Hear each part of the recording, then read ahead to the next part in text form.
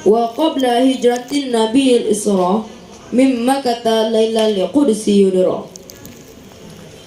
Wa ba'da isra'in urujul lisama hatta ra'an nabiyyu rabban kalama min ghairi kaifin wan hisarin waftarat alaihi khamsan ba'da khamsina farat.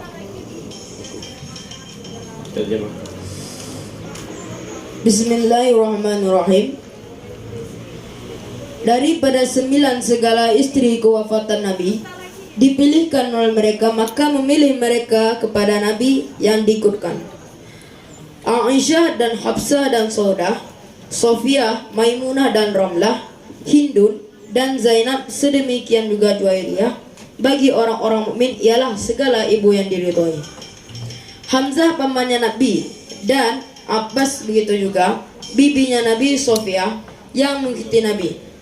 Dan sebelum hijrah Nabi Isra dari Mekah pada malam hari ke Al-Quds yang diketahui, dan sesudah Isra Mi'raj ke langit, sehingga melihatlah Nabi kepada Tuhan yang berkalam daripada tanpa bentuk dan tanpa penghalang, dan Allah memfardukan di atasnya Muhammad 5 sesudah 50 fardu.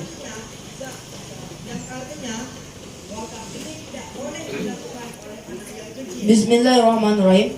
Lalu wajib atas mukallaf untuk beriktikad bahwasannya sewaktu Nabi meninggal, Nabi meninggalkan 9 istri, yang dimana 9 istri ini disuruh pilih akan dunia ataupun pada akhirat. Maka istri-istrinya ini memilih kepada Nabi, ya berarti yang dipilihkannya ini kepada jalan surga. Lalu yang mana 9 istri tersebut? Yaitu Aisyah, Hafsah, Saudah, Sofiyah, Maimunah, Ramlah, Hindun dan Zainab, Juwairiyah. Dan 9 daripada istri yang ditinggalkan Nabi tersebut bagi orang-orang mukmin ialah ibu-ibu yang diridhoi.